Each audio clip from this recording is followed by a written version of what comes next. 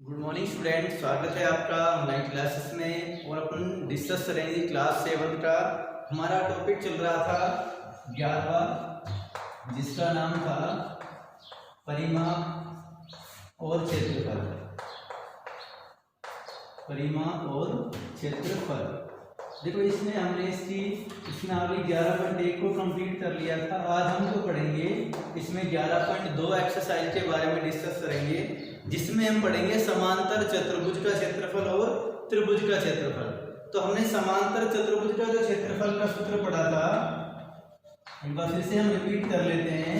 समांतर चतुर्भुज का क्षेत्रफल क्या बताया था, सभी को याद है? वो था हमारा आधार गुना ऊंचाई। ठीक है। तो साथ ही साथ में हमने पढ़ा था एक त्रिभुज का क्षेत्रफल भी पढ़ा था। त्रिभुज का क्षेत्रफल का सूत्र क्या था? वो था बेटा, इसी समांतर चतुर्भुज के क्षेत्रफल का आधा कहें, यानी कि आधार गुना ऊंचाई बटे 2 कहें, या फिर हम कह सकते थे 1/2 आधार गुना ऊंचाई। ठीक है। ये हमने 2 फॉर्मूले पढ़े थे। इस प्रश्नावली में हम इन दोनों फॉर्मूलों से संबंधित प्रश्नों को ही हल करेंगे। तो जिससे लिए हमें 11.1 एक्सरसाइज में कुछ पहले प्रश्न में कुछ चित्र दे रखे हैं, हम चित्रों के हमें क्षेत्रफल ज्ञात करके लाने। तो देखो, इसमें मैं 5 चित्र दिए, जिनमें से मैं 2 सवाल हल कर देता हूँ, बाकी आप खुद कर लेंगे। तो पहले में हमें दिखाई दे रहा है कि कुछ इस तरह से आकृति बनी हुई है, ये ऐसे और फिर ऐसे। ये वाली जो भुजा है वो दे रखी है 7 सेंटीमीटर, और ये वाली भुजा लंब दिखा के दे रखी है आपको 4 सेंटीमीटर। पूछा है निम्न में प्रत्येक समांतर चतुर्भुज का क्षेत्रफल ज्ञात कीजिए। तो हमें पता है समांतर चतुर्भुज का क्षेत्रफल क्या होता है। समांतर चतुर्भुज का क्षेत्रफल बराबर होता है, जो हमने सूत्र लिखा था वो होता है आधार गुणा ऊंचाई। जो आधार को ऊंचाई से गुणा किया जाएगा तो क्या मिल जाएगा? समांतर चतुर्भुज का क्षेत्रफल। तो आधार कितना इसमें यहाँ पर 7 है, और ऊंचाई कितनी हमारी 4। देखो, जो लंबवत भुजा होती है बेटा, वो होती है हमारी ऊंचाई, और जिस पर होती है लंबवत वो होता है हमारा आधार। यहाँ पर क्या रहेंगे 7 गुना 4 तो क्या हो जाएगा 7 चौक 28। क्या 28 के पीछे जो मात्रक आएगा वो तो 7 गुना 4 तो 28, और सेंटीमीटर गुना सेंटीमीटर क्या बन जाता है हमारा सेंटीमीटर स्क्वायर। तो इस तरह से इस समांतर चतुर्भुज का जो क्षेत्रफल हो जाएगा वो 28 सेंटीमीटर स्क्वायर हो जाएगा। ठीक है। बाकी इसमें बहुत 4 आकृतियां और दे रखी है, उनमें सभी में आपको आधार पहचान में आ रहा है, ऊंचाई पहचान में आ रही है, और आधार को ऊंचाई से गुणा करना है, आपको समांतर चतुर्भुज का क्षेत्रफल मिल जाएगा। प्रश्न नंबर जो 2 है उसमें भी 4 आकृतियां दे रखी है। उनमें हम आकृति एक बार हम उसकी दूसरी आकृति को कर लेते हैं। तो इसमें ये इस तरह से त्रिभुज बनाया हुआ है। ठीक है। इसमें ये इसकी माप दे रखी है 5 सेंटीमीटर, और इस पर एक लंब डाल रखा है जिसकी माप दे रखी है 3.2 सेंटीमीटर। ये लंब का निशान है। इस त्रिभुज का क्षेत्रफल पूछा है, तो हमें सूत्र पता है कि त्रिभुज का क्षेत्रफल क्या बताया था हमने? वो बताया था आधार गुना ऊंचाई बटे 2, या फिर कहें 1/2 गुना आधार गुना ऊंचाई। इस सूत्र को हम लगाएंगे, हमें क्या मिल जाएगा? त्रिभुज का क्षेत्रफल। तो 1/2 आधार का मान कितना होगा? तो आधार होगा बेटे इसमें 5, और गुना ऊंचाई कितनी लगाएंगे हम? 3.2। तो 2 से जब इसको काटा जाएगा 30 को कट जाएगा, 2 एकम 2, 2 छिक्की 12 में से 1.6, हमारे 5 बचा 1.6। इसको जब गुना करेंगे तो 16 पंजू 80, 8.0, या कहें हमारे पास 8 सेंटीमीटर स्क्वायर क्या मिल जाएगा? इस त्रिभुज का क्षेत्रफल कितना होगा हमारे पास? 8 सेंटीमीटर स्क्वायर। ठीक है। उसके बाद हम आगे बढ़ते हैं तीसरे प्रश्न में। तीसरे प्रश्न में हमें एक सारणी बनाकर दे रखी है। मीन्स सारणी को सोचो, हमें इस तरह से इसमें A B C D करके 4 सवाल दे रखे हैं। तो इसका हम प्रश्न A ले लेते हैं, जिसमें हमें आधार दे रखा है करना कैसे, सवालों को समझना है। आधार दे दिया हमें इसने 20 सेंटीमीटर, ठीक है। उसके बाद इसने दे दिया समांतर चतुर्भुज का क्षेत्रफल, समांतर चतुर्भुज का क्षेत्रफल जो कि कितना दे रखा है हमें, वो दिया है 246 सेंटीमीटर स्क्वायर। और पूछा क्या है इसमें, ऊंचाई को खालिस्तान छोड़ा हुआ है, इसका मतलब हमें क्या पूछी गई है, ऊंचाई। तो हमने मान लिया, मानना ऊंचाई बराबर कितनी है h। तो हम क्या जानते हैं, चूंकि समांतर चतुर्भुज का क्षेत्रफल, समांतर चतुर्भुज का क्षेत्रफल क्या होता है, का क्षेत्रफल, जिसका फॉर्मूला हमने पढ़ा था कि वो होता है आधार गुणा ऊंचाई। तो हमारे पास समांतर चतुर्भुज का क्षेत्रफल कितना दे रखा है, 246, बराबर में आधार कितना है हमारे पास 20, और ऊंचाई को हमने क्या मान लिया, h। अब h का मान निकालना है तो 20 कहाँ जाएगा, भाग में, तो 246 भाग में 20 बराबर क्या बचा h।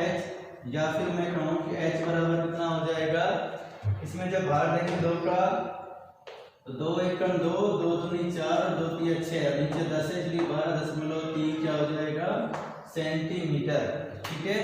इसकी ऊंचाई हमें कितनी मिल जाएगी, 12.3 मिल जाएगी। ऐसे ही आगे जो सवाल भी है उसमें हमें ऊंचाई दे रखी है और समांतर चतुर्भुज का क्षेत्रफल दे रखा है, आधार पूछा है। इसी फॉर्मूले के आधार पर हम क्या निकाल लेंगे, इसका आधार निकाल लेंगे।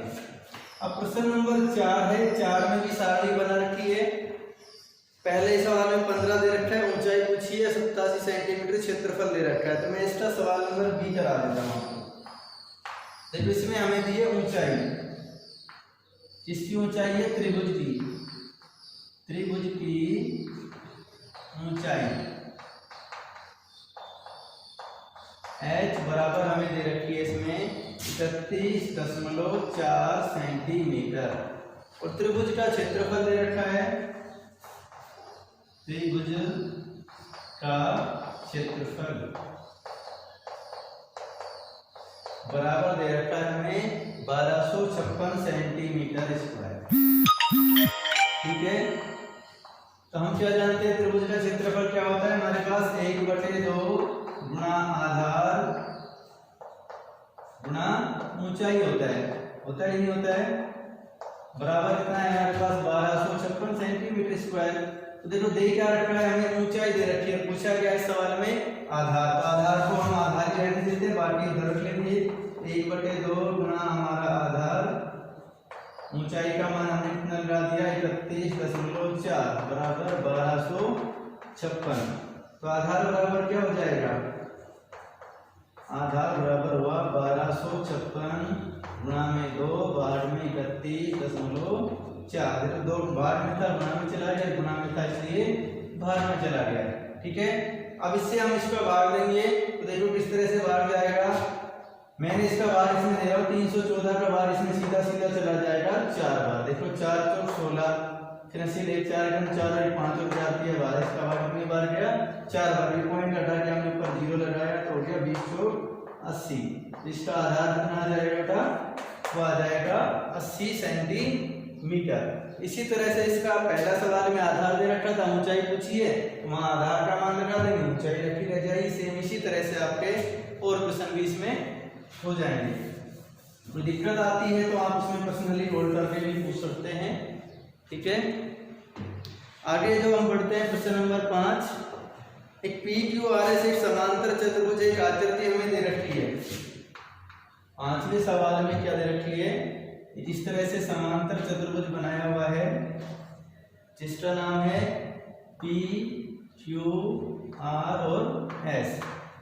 इसमें एक लंब हमें ये वाला दे रखा है इस तरह से, जिसकी माप तो है 7.6 सेंटीमीटर, जिसका नाम है M, और एक इस तरह से बनाइए लंब डाल रखा है जिसको दिया है N, ठीक है। उसमें सवाल में हमें कुछ चीजें दे रखी है, देखो क्या क्या दिया है। सबसे पहले हम लिख लेते हैं कि PQRS क्या है, एक समांतर चतुर्भुज दिया हुआ है, समांतर चतुर्भुज है, ये दे रखा है। उसके बाद कहता है कि QM शीर्ष Q से SR की ऊंचाई तक, QM यानी ये कह रखा है QM जो भुजा है, ये वाली जो भुजा है वो लंब किस पर है, SR पर, और साथ में क्या है QN जो भुजा है वो लंब किस पर है, PS पर, ये भी दे रखा है। ये दोनों लंब है, इस पर लंब होता है, निशान किसका होता है बेटा, लंब का। ये कह रहा है कि QM जो भुजा है वो किस पर लंब है, SR पर, और QN जो भुजा है वो किस पर लंब है, PS पर। ये हमें दे रखा है। यदि SR बराबर 12, देखो SR का जो माप है वो दे रखा है 12 सेंटीमीटर। तो इसके बाद QM जो है, QM उसका माप हमें दे रखा है 7.6 सेंटीमीटर, और हमें दे रखा है इसमें,